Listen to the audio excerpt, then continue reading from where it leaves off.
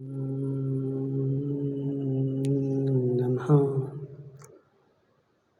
सिद्धेभ्यः।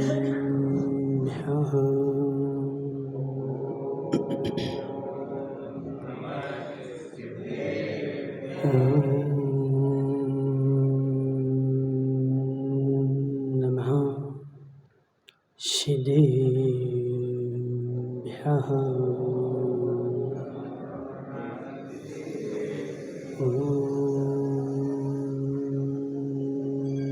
नमः सिद्धेभ्यः।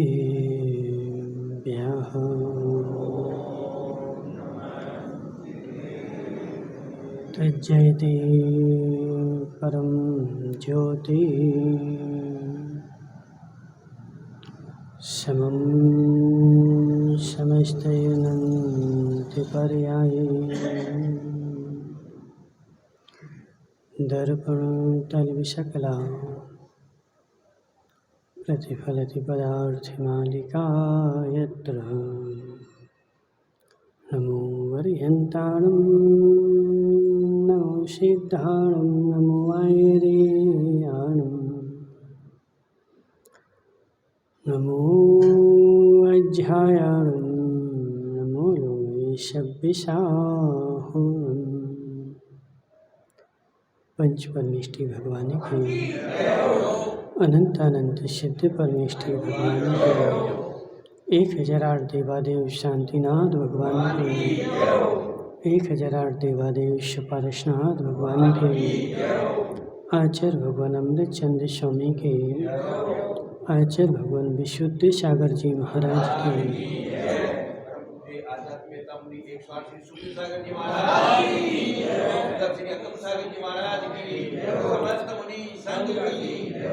मनुष्यों तीर्थंकर भगवान की दिव्य देशना शादवाद वाणी जयवंत हो।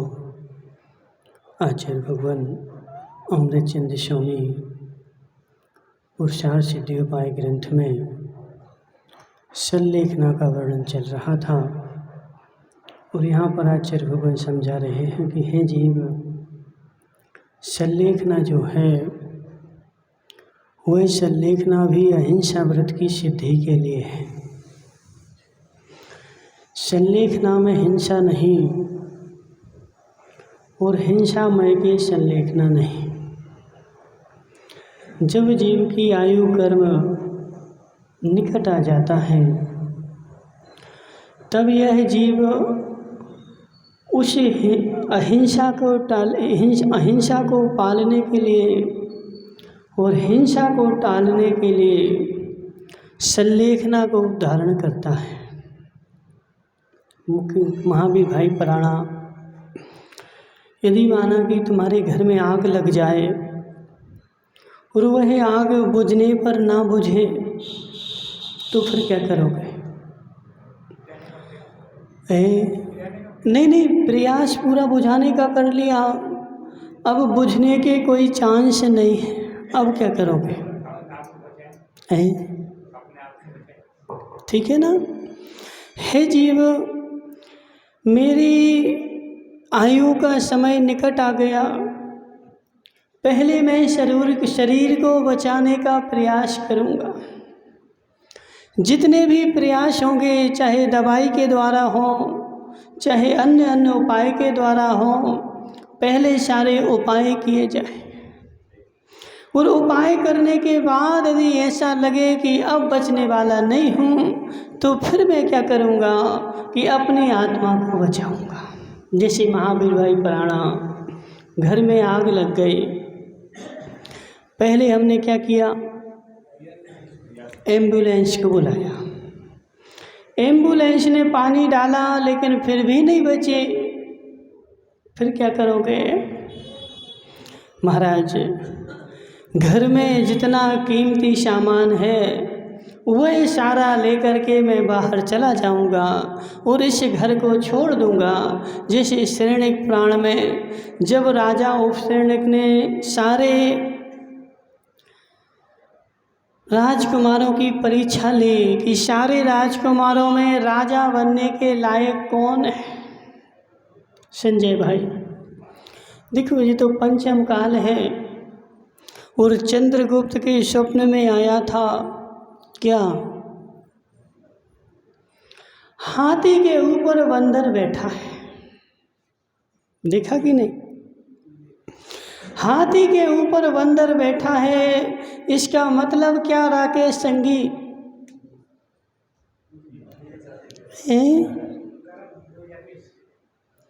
महावीर भाई पराणा, हाथी के ऊपर बंदर बैठा है और श्वान पूजा की द्रव्य खा रहा है। किसने देखा ऐसा प्रश्न? ऐसा स्वप्न किसने देखा? चंद्रगुप्त ने। इनका मतलब क्या है संजय भाई?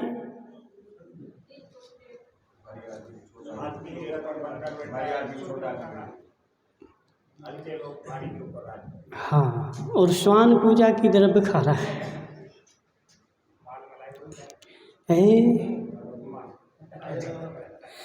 हे जीव, हे जीव, पंचम काल में ऐसा होगा कि जिसके पास योग्यता है वह बेचारा चपरासी बनेगा, और जिसके पास चपरासी बनने की योग्यता है वह राजा बन के बैठेगा। ऐसा जो हो रहा है महावीर भाई पराणा, ये घबराने की बात नहीं है संजय भाई। किसी भी वस्तु स्वरूप को देख करके घबराने की बात नहीं। महाराज ऐसा हो गया, महाराज ऐसा हो गया।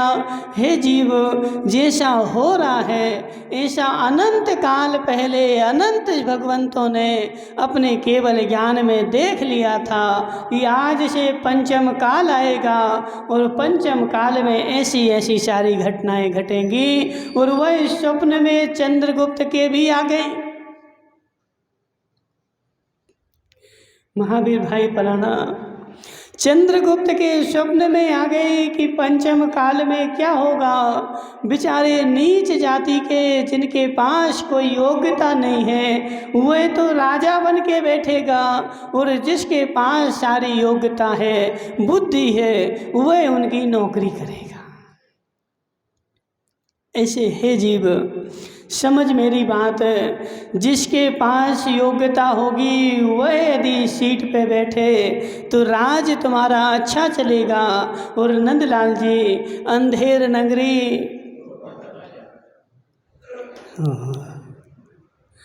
नीरज भाई क्या चल रहा है आज? क्या चल रहा है? अंधेर नगरी, चौपट राजा, टके शेर भाजी, टके शेर खाजा। नहीं सुनी कभी? जब हम लोग देखो बचपन में पढ़ते थे, अब तुम लोग तो देखो पढ़ने भी जाते हो, तो कैसे पढ़ने जाते हो कि स्कूल में पढ़ लिया और घर में आके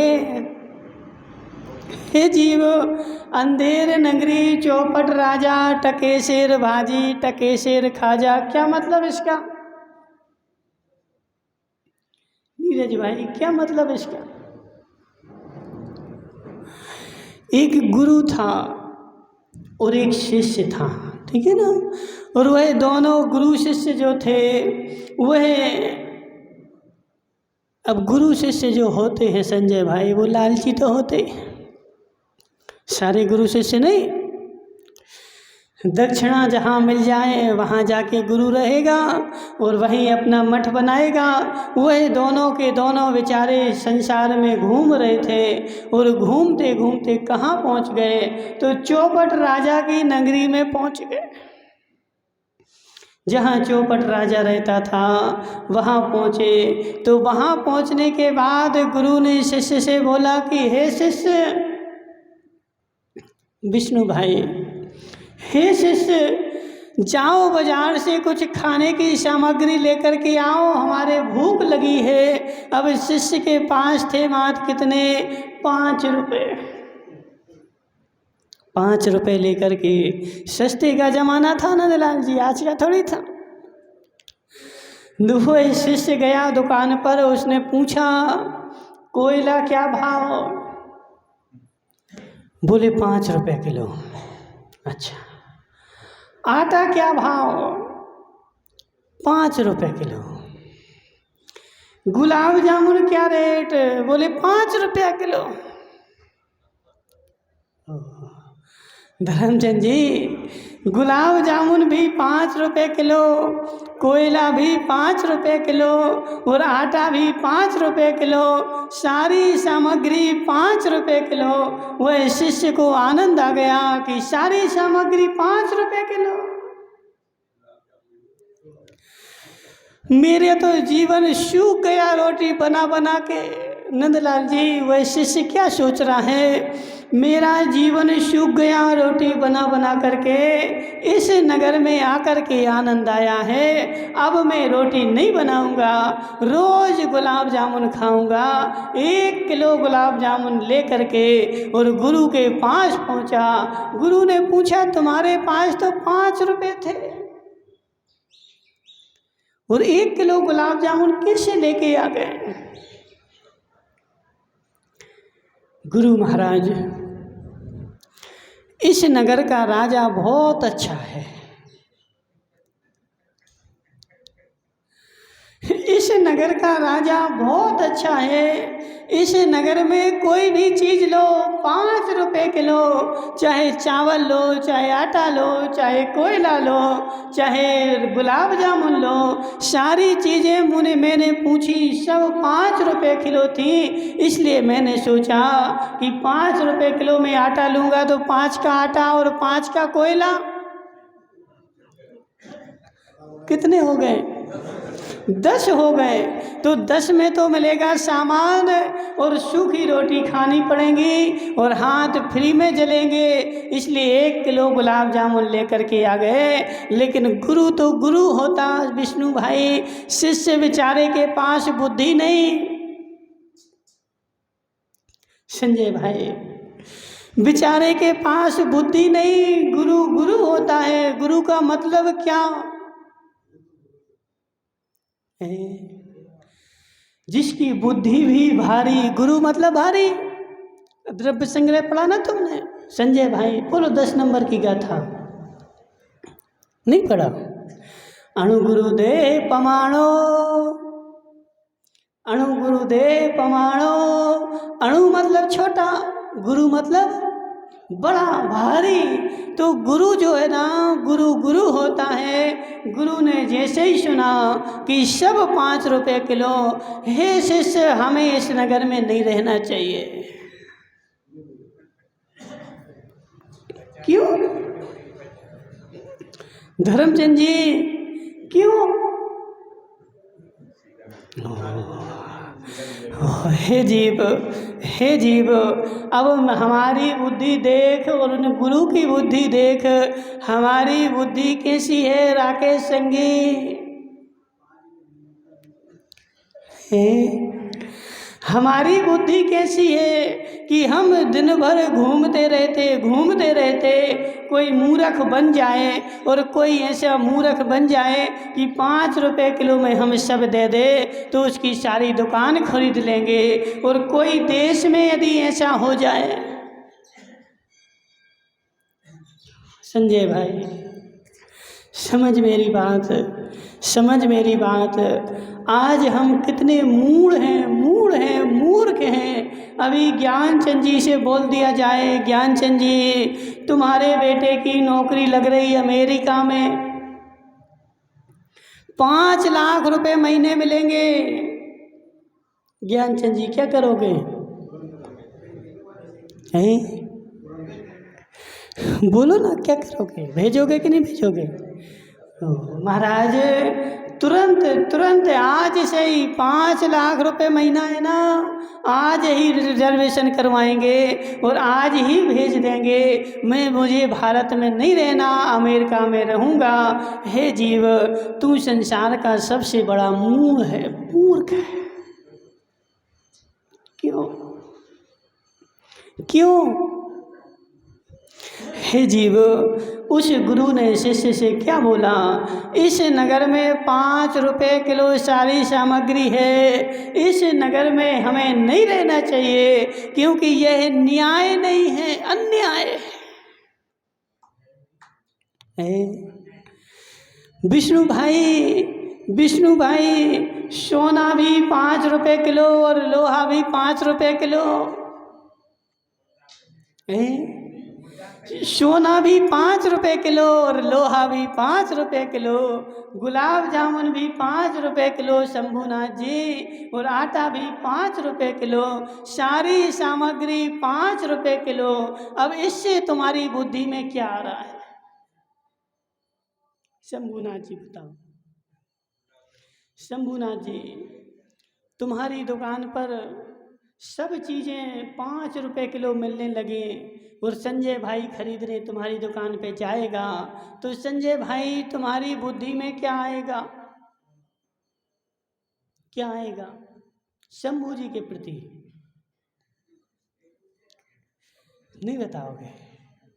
देखो, जो यहाँ तो धर्म सभा में बैठे ना, सत्य सत्य बोलना चाहिए। यहाँ कोई किसी का रिश्तेदार नहीं, कोई किसी की व्यवहारी नहीं, जो तुम्हारी बुद्धि में आए बोल दो।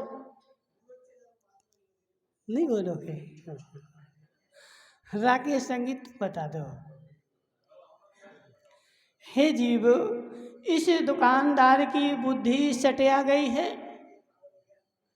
इसकी बुद्धि दिमाग खराब हो गया है। सारी सामग्री 5 रुपए किलो बोल रहा है, इसकी दुकान पे आना खतरनाक है। आज सस्ता भी बोल रहा है, कल महंगा भी बोल सकता है। तो उस गुरु ने बोला कि इस नगर में रहना अच्छा नहीं। शिष्य बेचारा महाराज कैसे नहीं है, जब बनी बनाई रोटियां गुलाब जामुन 5 रुपए किलो मिल रहे तो हम 5 रुपए किलो रोज गुलाब जामुन खाएंगे? काय को अग्नि जला करके हाथ जलाएंगे, बने बनाए खाएंगे। गुरु शिष्य में बहस हो गई, लेकिन शिष्य मानने वाला नहीं। गुरु तुम्हें जाना है तो चले जाओ, मैं तो नहीं जाऊंगा, मैं तो यहीं रहूंगा ना, जहां बने बनाए जीमने जाऊंगा दोनों टाइम।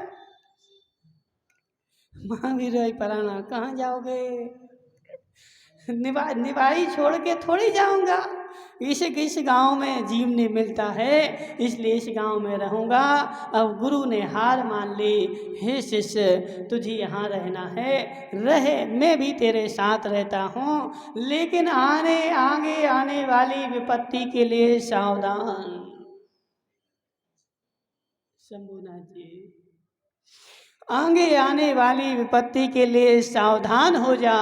वे दोनों के दोनों वहाँ रहने लगे। उस नगर का राजा जो था वह कौन था? नगरी कौन सी थी? अंधेर नगरी। चौपट राजा, टके शेर भाजी, टके शेर खाजा। वह दोनों गुरु शिष्य, बेचारा शिष्य रोज जाता बाजार और शेर भर मतलब 1 किलो रोज शेर भर गुलाब जामुन लाता और गुरु शिष्य दोनों मिलके खाते और दोनों के दोनों गुलाब जामुन खा करके जैसे गुलाब जामुन फूलता ना,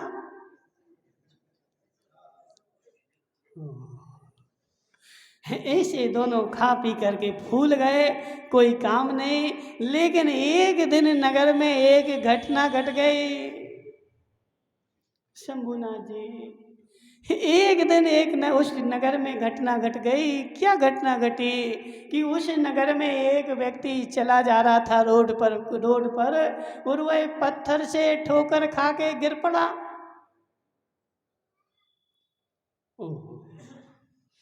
महावीर भाई पराना, उस बेचारे ने जाकर के कोर्ट में केस कर दिया। चौपट राजा के पास केस गया। केस क्या बना कि तुम्हारे नगर में जो सड़कें बनाई गई हैं, इस सड़कों को रद्दी क्वालिटी से बनाया गया है, इसमें पत्थर निकले हुए हैं, इसलिए मैं गिर पड़ा। वो तो बच गया, वरना तो मेरा सिर फूटता और मैं बचने वाला नहीं था। ऐसा उसने केस किया। राजा के पास सड़क बनाने वाले को बुलाया गया। शंभूनाथ जी, जिसने सड़क बनाई उसकी पेशी लगाई जाए, उसको नोटिस दिया जाए। ऐसी रोड उसने क्यों बनाई कि जिसमें कोई पत्थर निकला हुआ था। उस कॉन्ट्रैक्टर को बुलाया गया, कॉन्ट्रैक्टर से पूछा, ऐसी रोड तूने क्यों बनाई कि जिसमें लोग गिर पड़े। राजन, मेरा कोई दोष नहीं है, मेरा कोई दोष नहीं है, मैंने तो कारीगर लगाए थे, उस कारीगर ने पत्थर ज़्यादा डाल दिए, इसलिए रोड ज़्यादा पथरीली हो गई। मेरा कोई दोष नहीं है। ये सारा दोष किसका है? तो कारीगर का है। कॉन्ट्रैक्टर को वही किया जाए, जिन जिन कारीगरों ने रोड बनाई है उन सबको नोटिस दिए जाएं और मेरे सामने पेश किया जाए। दूसरे दिन दरबार लगा, सारे के सारे मजदूर आकर के बैठ गए और कॉन्ट्रैक्टर वही हो गया। राजा ने आदेश सुनाया कि हे मजदूरों, तुम्हें क्या मेरा डर नहीं लगता? तुम जानते नहीं कि इस नगर का राजा कौन है और कैसा दंड देगा? ये सब जानते हुए भी तुमने रोड पर पत्थर ज्यादा बिछाए।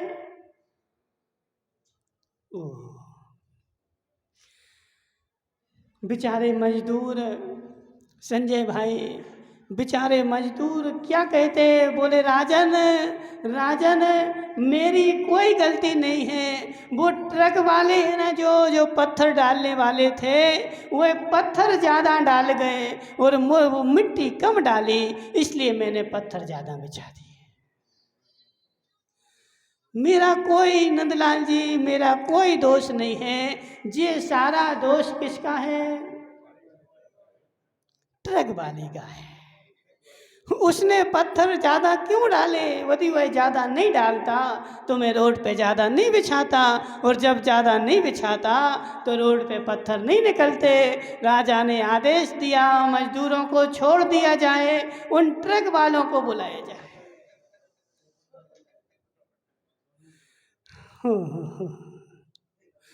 अंधेर नगरी, चौपट राजा, टके शेर भाजी, टके शेर खाजा।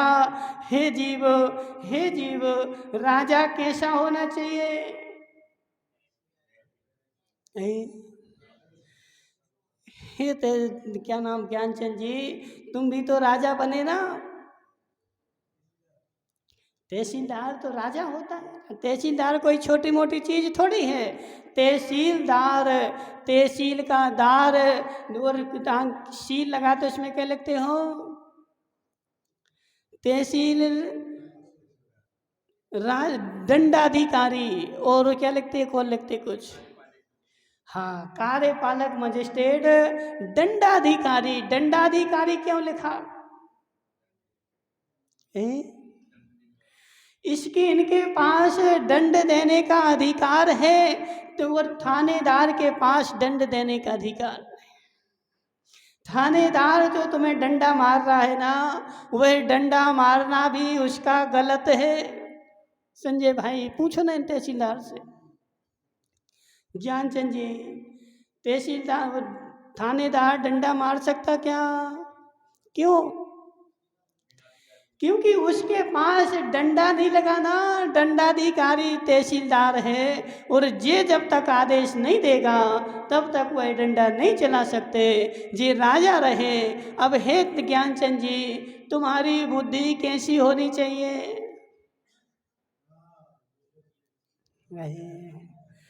अब देखो विष्णु भाई, सब अंधेर नगरी, चौपट राजा ज्ञानचंद जी को 500 का नोट पकड़ा दो तो अभी तुम्हारी जमानत हो जाएगी, और नहीं 500 का नोट पकड़ाया तो अब भी तुम्हें लगाओ 50 डंडे इसको।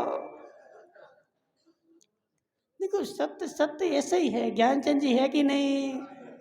यदि देखो सही काम भी होना हो और 500 का नोट नहीं मिले तो उस बेचारे गरीब किसान को 50 चक्कर लगाने पड़ेंगे, और कितना घोर अन्याय का काम हो, और 5000 मिल जाए तो पहले दिन ही हो जाएगा। जीव, अंधेर नगरी, चौपट राजा, टके शेर भाजी, टके शेर खाजा। और आज संसार में ऐसे ही चल रहा है कि उस राजा ने ट्रक वालों को बुलाया, मजदूरों को छोड़ दिया। हे ट्रक वालों, तुमने पत्थर ज़्यादा क्यों डाले? महाराज, महाराज मेरी कोई गलती नहीं, मैंने तो खदान में जाकर के ट्रक लगवा दिए थे। वह बेचारे खदान में खोदने वाले मजदूरों ने ज़्यादा पत्थर भर दिए।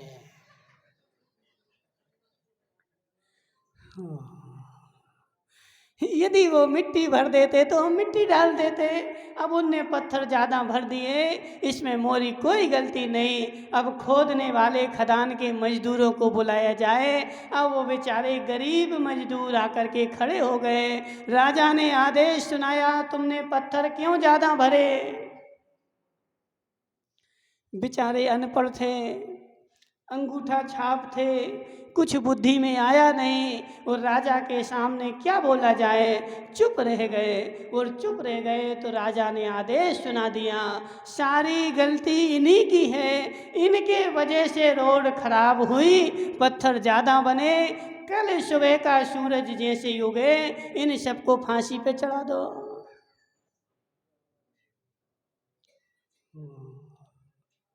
शंभूनाथ जी, सारे मजदूर बेचारे गरीब, उन सबको सुबह फांसी पे चढ़ाया जाना है। सुबह का सूरज उगा और फांसी की तैयारी की गई, लेकिन वह सारे मजदूर बेचारे दिन भर काम करते थे। समय हो गया, उससे बोला गया फांसी लगाई जाए।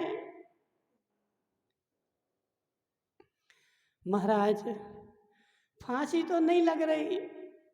क्यों? ये बेचारे मजदूर जो हैं दिन भर काम कर कर के इतने दुबले पतले हो गए कि इनकी गर्दन पतली है और फंदा बड़ा है।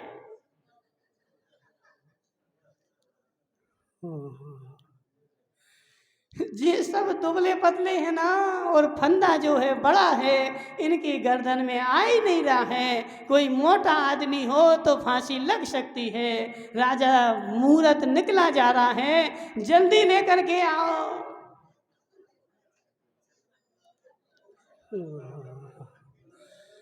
राजा ने आदेश दे दिया, हे सैनिकों, जाओ गांव में से मोटे आदमियों को पकड़ के लाओ।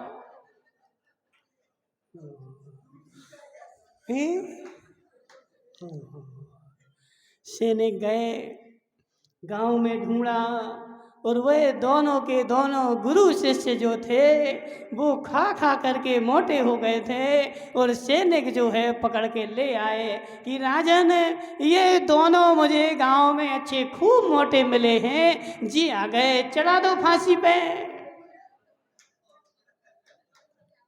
क्यों? क्यों ज्ञानचंद जी, क्यों? उनका जुल्म क्या है? उन्होंने किया क्या है? उनका क्यों उनको फांसी पे चढ़ाया जाए? अंधेर नगरी, चौपट राजा, टके शेर भाजी, टके शेर खाजा।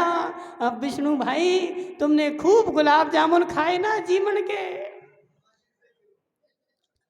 5 रुपए किलो, 5 रुपए किलो खाओ ना खूब गुलाब जामुन। अब मोटे हो जाओगे, भुगतान भी तुम्हें ही करना पड़ेगा। ऐसे हे जीव, समझ मेरी बात, समझ मेरी बात, अंधेर नगरी में नहीं रहना। शंभूनाथ जी, अंधेर नगरी में नहीं रहना, जहाँ भी रहे विवेक पूर्वक रहे, बुद्धि पूर्वक रहे। वे बेचारे दोनों के दोनों गुरु शिष्य फांसी पे चढ़ा दिए गए। राजा ने आदेश दे दिया, इन दोनों को फांसी पे चढ़ा दिया जाए। धर्मचंद जी, क्या गुनाह किया उन्होंने? क्या गुनाह किया उन्होंने? संजय भाई, इस कहानी से समझ, अभी कहानी बड़ी है लेकिन इसका रस निकालो, उन्होंने गुनाह क्या किया? शंभूनाथ जी, क्या गुनाह किया उन्होंने?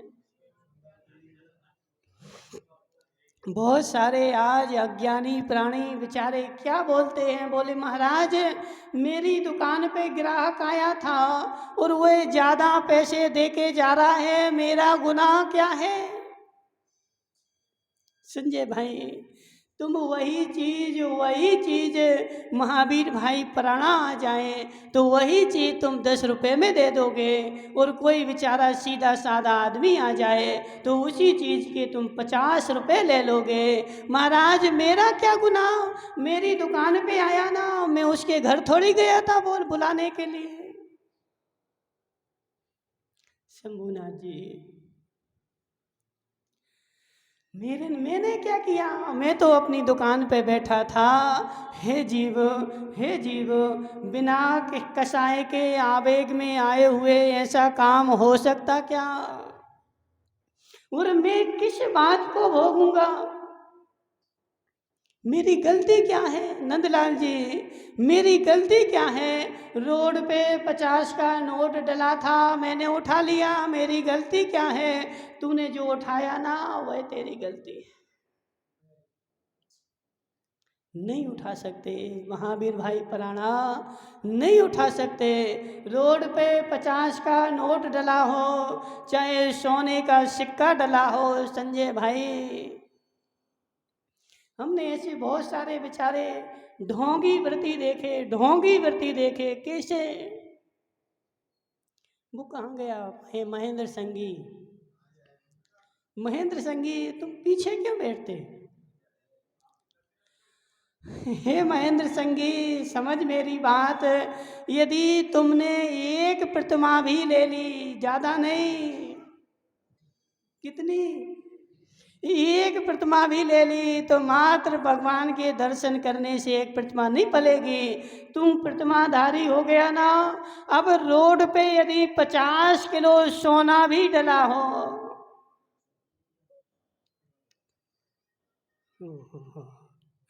संजय भाई इन गहरे रहस्यों के ऊपर बेचारे लोगों की बुद्धि जाती नहीं है, मात्र किसके ऊपर जाती है बताओ, किसके ऊपर जाती है। महाराज प्रतिमा लेना ना, करना क्या है, भोजन छोड़ दो, जे बाजार का नहीं खाना, जे नहीं खाना, घर में रोटी बना के खाना, हो गई मैं बेटी। हे जीव अभी तू व्रती नहीं हुआ, 2 प्रतिमा लीना, अचौरियाणु व्रत हुआ ना तेरा।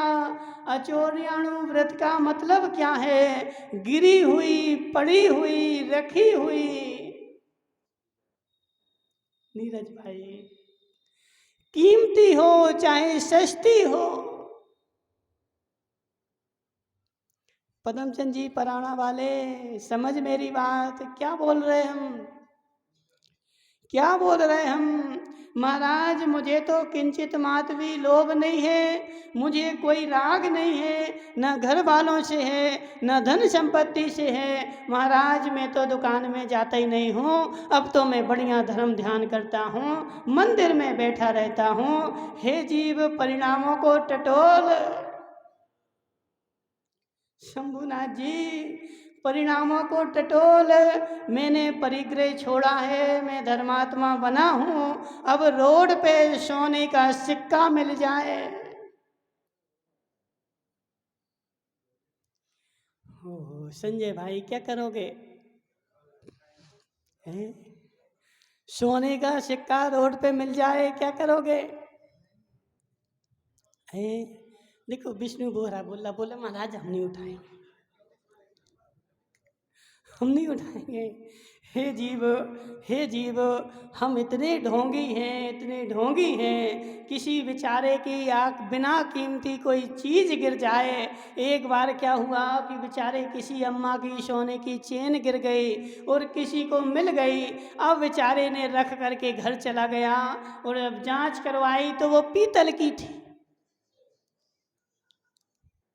समझो जरा, वो पीतल की थी। और यहाँ ऐलान हो रहा था कि इन अम्मा की चेन गिर गई, किसी को मिली हो तो दे दो। जब बेचारा जेब में रखे था उसने नहीं बताया, लेकिन जैसे ही घर गया चेक करवाई कि यह तो पीतल की है, दूसरे दिन लेकर के आ गया, यह चेन मिली थी, जिसकी हो तो ले जा।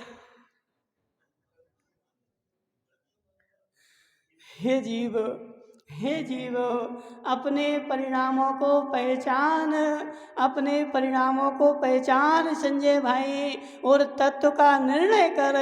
पुद्गल है, पुद्गल पुद्गल है, मिट्टी का ढेला भी हो तब भी पुद्गल है, और सोने की डली हो तब भी पुद्गल है। जिसमें पुद्गल पुद्गल में समानता का भाव आ जाए उसको बोलते हैं बैरागी। संजय भाई, ऐसे परिणाम लाने पड़ेंगे। मोक्ष जाने के लिए, समाधि करने के लिए ऐसे समान भाव चाहिए, ऐसे समान भाव चाहिए जिसमें मैं पुद्गल जैसा पत्थर की डली को देखता हूँ, ऐसे दूसरे के सोने की डली भी डली हो तो उसी नज़र से देखने लग जाऊं। शंभुनाथ जी, सरल है कि कठिन है? सरल है कि कठिन है? बस संजय भाई, सुनना सरल है लेकिन करना बहुत कठिन है। इसीलिए मैं आज तक संसार में भटकता रहा, और जब तक नहीं करूँगा तब तक भटकूंगा। एक वो आगम में उदाहरण आता है कि एक पति देव था बेचारा, और उसको क्या हुआ, मुनिराज के प्रवचन सुन के आया। कौन? नवरत्न टोंगिया। नवरत्न टोंगिया एक दिन मुनिराज के प्रवचन सुन के आया, और अपनी देवी से घर में क्या बोलता है कि मुझे तो बैराग हो गया, अब मैं जा रहा हूँ। धर्मचंद जी शास्त्री, मुझे बैराग हो गया, अब मैं घर छोड़ के जा रहा हूँ। और नवरत्न टोंगिया की देवी ने क्या सुना कि इनको बैराग हो गया, उसने कुछ नहीं बोला और वह घर से चली गई। कहाँ? मायके नहीं, मायके नहीं, दीक्षा लेने के लिए। समझो मेरी बात, उसने कुछ भी नहीं बोला, कुछ भी नहीं सुना। जैसे ही नवरत्न टोंगिया का सुना कि मुझे बैराग हो गया, मैं जा रहा हूँ, उसकी देवी ने कुछ नहीं सुना और वह जंगल में चली गई, दीक्षा लेने के लिए जा रही है। और नवरत्न टोंगिया बेचारा आगे आगे जा रहा था और देवी पीछे पीछे जा रही थी। नवरत्न टोंगिया को बीच जंगल में सोने का लड्डू मिल गया। क्या मिला? सोने का लड्डू मिल गया बीच रास्ते में। और उसने क्या सोचा कि मेरी देवी पीछे पीछे आ रही हैं और ऐसा ना हो कि इसका मन पलट जाए, तो उसने उठाया नहीं, उस लड्डू को पीछे पैर से दबा करके और उस पर मिट्टी डाल दी। जब तक देवी पहुंच गई, क्या कर रहे स्वामी? कुछ नहीं, कुछ नहीं। जबकि उसने सब देख लिया था कि सोने का लड्डू डला है और यह सोने के लड्डू के ऊपर मिट्टी डाल रहे। तो वह देवी होशियार थी और क्या बोलती है कि हे स्वामी, अभी तुम जाकर के घर में रहो, अभी तुम जाकर के घर में रहो। क्यों? क्योंकि अभी तुम्हें सोना सोना दिख रहा है और मिट्टी मिट्टी दिख रही है। जिस दिन तुम्हें सोने और मिट्टी में समान भाव आ जाए, उस दिन तुम घर छोड़ना।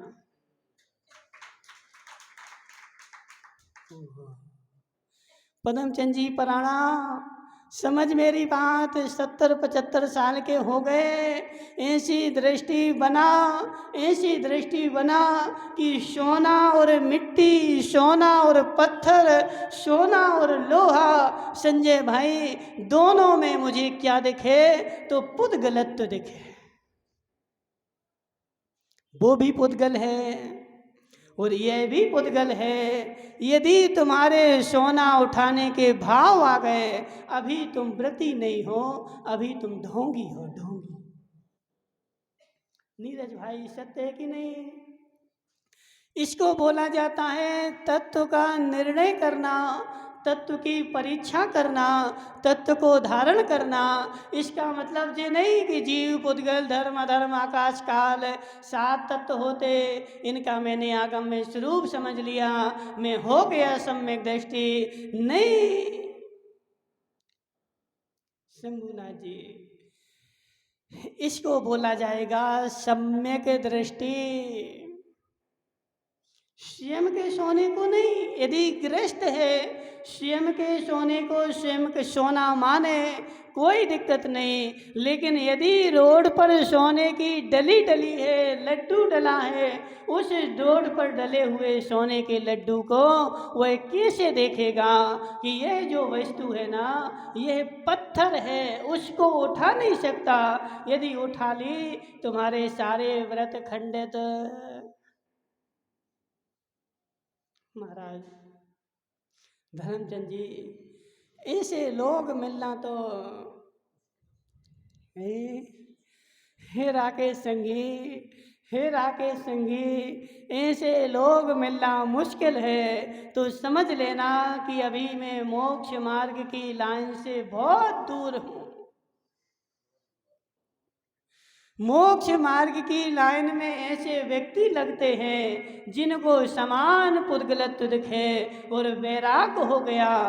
वैराग्य होने के बाद घर छोड़ दिया, और घर छोड़ने के बाद अब समान कंचन, वो बोलते ना नौरव, क्या नाम, संजय भाई, 6 ढाला की एक लाइन है,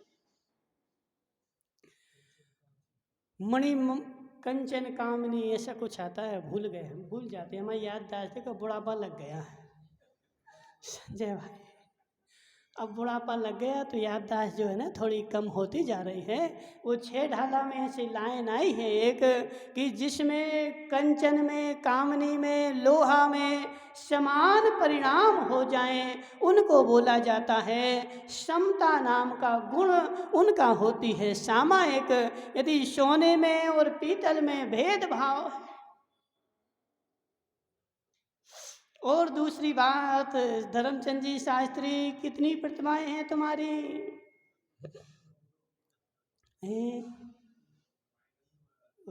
लेना नहीं है, लेना नहीं है। हे महाराज, हे महाराज, तुमने जैसा स्वरूप बताया तो अब तो नहीं लेना है। और कोई बताता कि ज्ञान से धर्मचंद जी 2 प्रतिमा ले लो, करना क्या है, बाजार का भोजन नहीं खाना, घर में बना बना के खाना, हो गई तुम्हारी 2 प्रतिमाएं।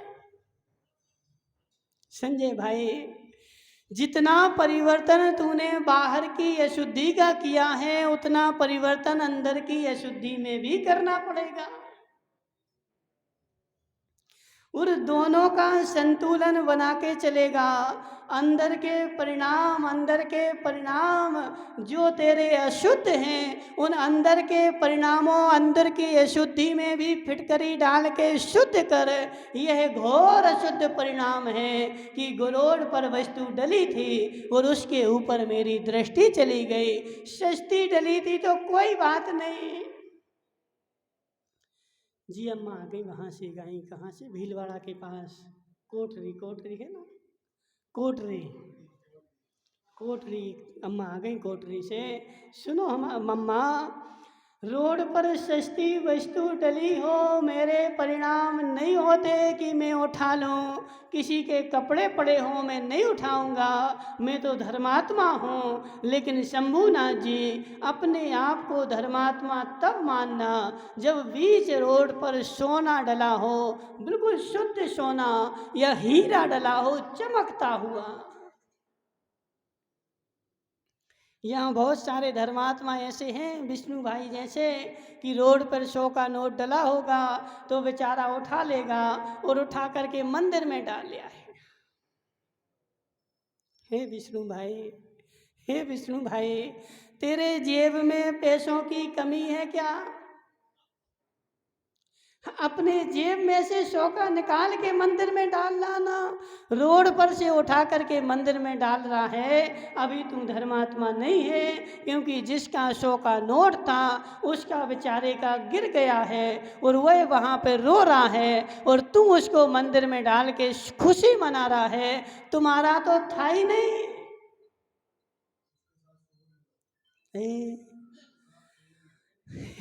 क्या नाम है विष्णु भाई, 100 नहीं मिलाना, वो रोड पे जो 100 का नोट डला है उसमें ऐसी बुद्धि नहीं आनी चाहिए कि ये मैं उठा लूं,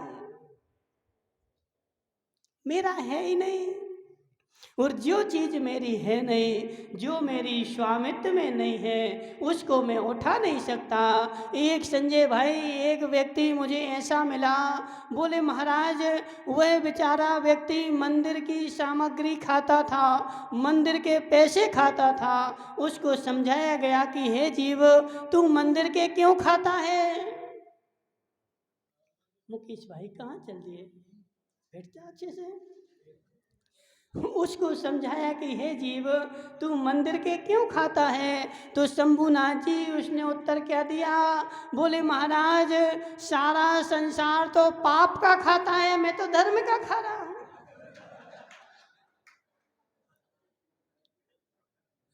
सारा संसार दिन भर पाप करता है फिर खाता है, और मैं तो उनसे अच्छा हूं ना, मैं तो धर्म का खा रहा हूं। हे जीव, हे जीव, नरक में जाएगा, नरक में जाएगा, और 1-2 साल के नहीं निगोद में जाएगा। कब तक के लिए, असंख्यात पुद्गल परावर्तन के लिए। इसलिए शंभूनाथ जी ऐसा नियम ले लो, ऐसा नियम ले लो, और ऐसा आज जाकर के घर में सोचना विचार करना, यदि मैंने जीवन में मंदिर का 1 चावल का दाना भी खा लिया हो तो 10 दाने जाकर के मंदिर में रख दिया, इसी भाव में। हे जीव, धर्म का मत खाना। पदमचंद जी पराना वाले, अभी हम देखते बेचारे माताएं वो मंदिर में द्रव्य रखी ना, उस द्रव्य को अर्घ चढ़ाने के लिए ऐसे मूठा भरेंगे। हे माताओं, हे माताओं, मत चढ़ाओ निर्मल, मत चढ़ाओ निर्माल, वह मंदिर का धन है, घर से ला करके चढ़ाओगे तो पुण्य मिलेगा, और मंदिर की थाली में मूठा भरोगे तो घोर पाप का बंध होगा। हे जीव, अंधेर नगरी, चौपट राजा, टके शेर भाजी, टके शेर खाजा। हे जीव, वह शिष्य गुरु शिष्य दोनों को बुलाया गया। राजा ने बुलाया कि इन दोनों की मोटी गर्दन है, हे जल्लाद क्या इनकी गर्दन फंदे के बराबर है। हाँ महाराज, इनकी तो बराबर है, इनकी तो फंदे में बराबर आ जाएगी, तो इनकी फांसी लगा दो। अब गुरु शिष्य दोनों, गुरु ने शिष्य से बोला कि हे शिष्य, मैंने तुमसे बोला था ना, यहाँ रहना खतरे से खाली नहीं है, यहाँ रहेगा फंसेगा, आपत्ति जरूर आएगी। अब आ गई आपत्ति। पुनीत संगी, समझ मेरी बात। शिष्य शिष्य होता है और शिष्य के पास बुद्धि नहीं होती है। उस पुनीत संगी को तो बेचारे को देखो संजय भाई, आज जमाना क्या आ गया, घर में यदि एक खील भी ठोकनी हो तो वह कौन आएगा, खील ठोकने वाला आएगा। पुनीत संगी बोल रहा था, बोले महाराज वो आता है तो कम से कम 200 रुपये तो घर आने के लेता ही है। बेचारों के पास बुद्धि नहीं है, विवेक नहीं है, क्या किया जाए।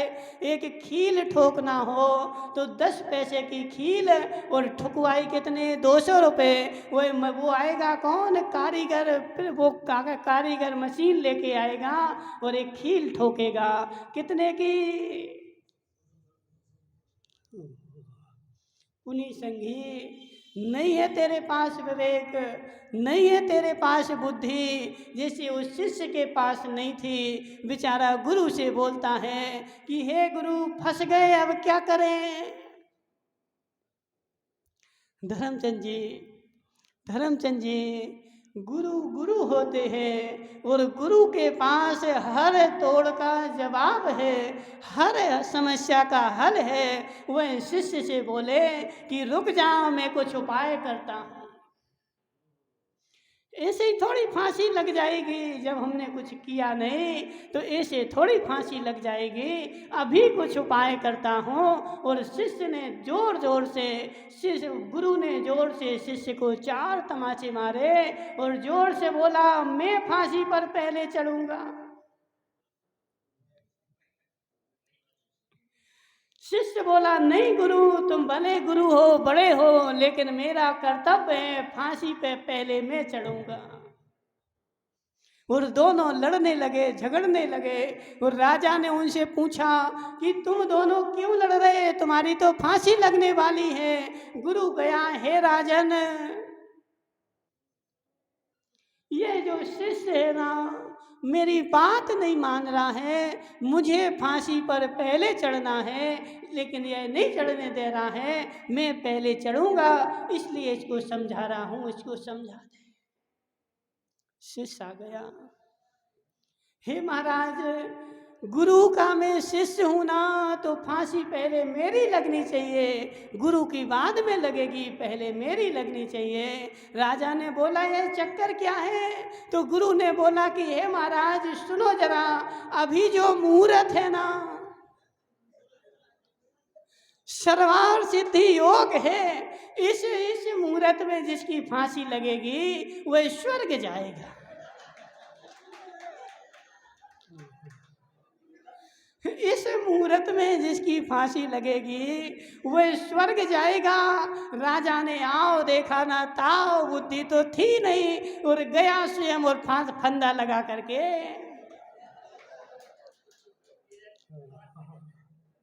झूल गया। और राजा झूल गया।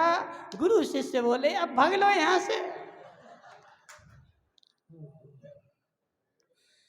दोनों दोनों बच गए। ऐसे, हे पुनीत संगी, हे पुनीत संगी, तेरे पास मात फंसने की बुद्धि है, जब तक नहीं फंसेगा तो तू अपनी बुद्धि लगाएगा, और जब फंस जाएगा तो गुरु के पास दौड़ेगा कि हे गुरु महाराज बचा लो मुझे, तेरे पास मात फंसने की है। लेकिन गुरु की बुद्धि जो होती है वह विशेष होती है।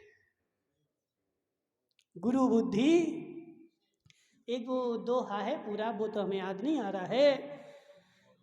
नहीं, गुरु बुद्धि विशेषता, उसमें आता है ना, गुरु बुद्धि विशेषता। यदि गुरु की बुद्धि से काम करेगा तो तेरे काम में विशेषता आएगी, और स्वयं की बुद्धि से काम करेगा तेरी बुद्धि में विशेषता आने वाली नहीं है। इसलिए हे जीव समझ मेरी बात, समय हो गया।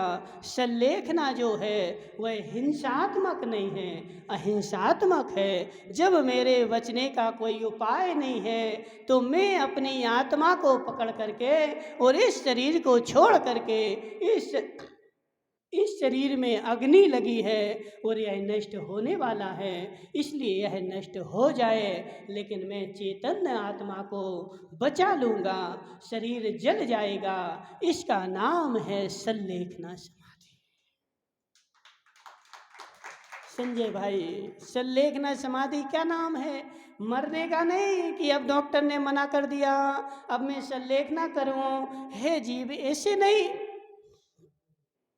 मेरी चैतन्य आत्मा इस शरीर में कीमती है। जिसको ऐसा बोध हो गया है, जिसको ऐसा विवेक जग गया है और शरीर बचने वाला नहीं है, वह इस शरीर का सारा मोह छोड़ करके और निज चैतन्य आत्मा में लीन हो जाता है और शरीर नष्ट हो जाता है, और वह जीव अपनी आत्मा लेकर के दूसरी गति में जा कर के अपना कल्याण कर लेता है।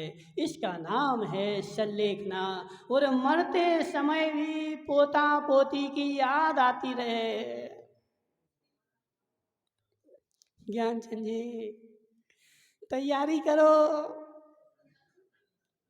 देखो किसी को बुरा लगे महाराज, तैयारी करो, तैयारी करो किस चीज की, किस चीज की? महाराज सल्लेखना करने की तैयारी करो, और सल्लेखना करने की तैयारी का मतलब है इन सब का राग छोड़ करके और निज आत्मा को पहचान लो, तो सल्लेखना तुम्हारी होगी। और संजय भाई अंत समय में भी प्रेस याद आता रहे। अभी तो उनके फ्लैक्स और छापना है, अभी वो कार्ड और छापने हैं, वो कार्ड बाकी हैं, वो और छप जाएं फिर मैं सल्लेखना करूँगा। तो हे जीव, ऐसी सल्लेखना होने वाली नहीं है। सल्लेखना के लिए सबसे पहला सूत्र है कि यह पर द्रव्य की आकुलता छूटनी चाहिए। लेकिन पर द्रव्य की आकुलता कब छूटेगी शंभुनाथ जी? कब छूटेगी? जब तू निज द्रव्य को जानेगा। जब तू निज द्रव्य को जानेगा, पर द्रव्य की आकुलता अपने आप छूट जाएगी। समय सार जी में एक उदाहरण आया है। समय सार पढ़ा किसी ने? किसी ने नहीं पढ़ा बेचारे। देखो संजय भाई, इनको पढ़ाओ जरा, इनको पढ़ाओ, थोड़ा थोड़ा पढ़ोगे धर्मचंद जी शास्त्री तो बुद्धि जगेगी। ऐसे काम होने वाला नहीं है जब तक आगम का स्वाध्याय नहीं होगा, और आगम के स्वाध्याय का मनन नहीं होगा, जब तक समाधि नहीं होगी। समय सार की चर्चा अपन कल करेंगे, क्योंकि 10 बज गए। इसलिए हे जीव, समाधि सुधारना है तो राग को घटा। बोले शांतिनाथ भगवान के। जी है।